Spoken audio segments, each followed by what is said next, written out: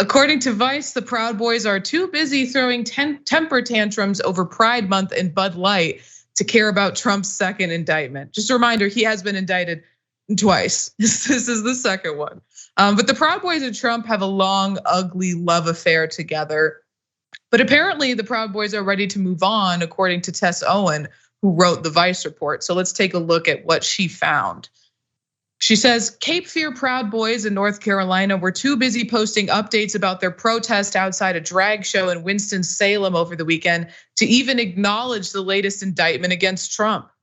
Proud Boys Tulsa chapter only paused their steady stream of anti-Pride memes to acknowledge the death of Unabomber Ted Kaczynski, writing "Rest in Peace, King," which is definitely a good look for their organization that, already was probably having PR trouble. But she continues on, the Ohio chapter reposted an AI image showing a ripped, tanned, and tattooed Trump in a prison yard in between rants about Bud Light, actor Elliot Page, and family-friendly Pride events. So at least the Ohio chapter acknowledged that Trump might be going to jail, which is more than can be said for some of these other chapters. But she concludes by saying, overall, reports that Bud Light is co-sponsoring a family-friendly Pride event in Flagstaff, Arizona, is currently attracting more ire from the Proud Boys than the DOJ filing charges against Trump. And last weekend, even Trump acknowledged how extreme this culture war has become. Let's take a look.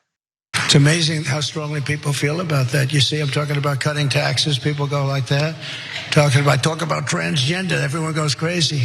Who would have thought 5 years ago you didn't know what the hell it was?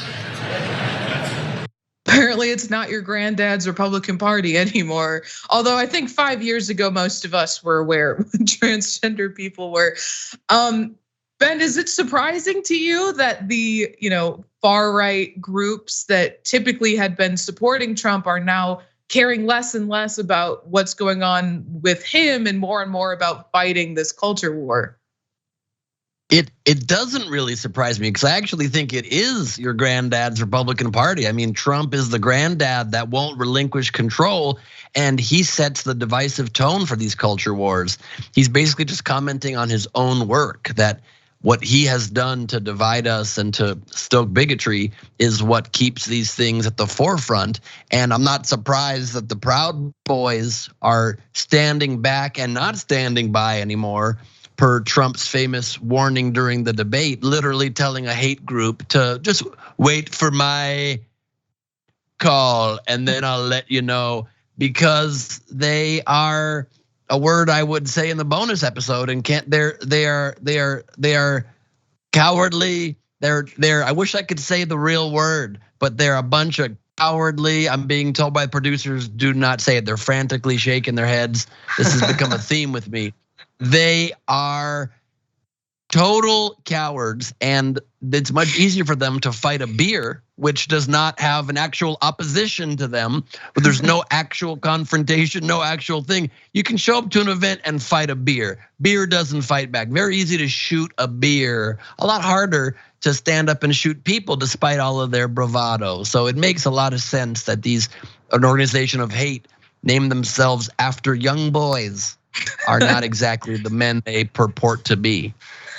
Right, Proud Boys does sound like a Boy Scout group or something, like a backyard baseball, some type of kindergarten clique or something. It's really ridiculous. But sounds like a gay Boy Scout troop, really. Yeah. I almost said that, but that makes it even better because it just fits so much into the attacks that they make on all the left-wing communities in general.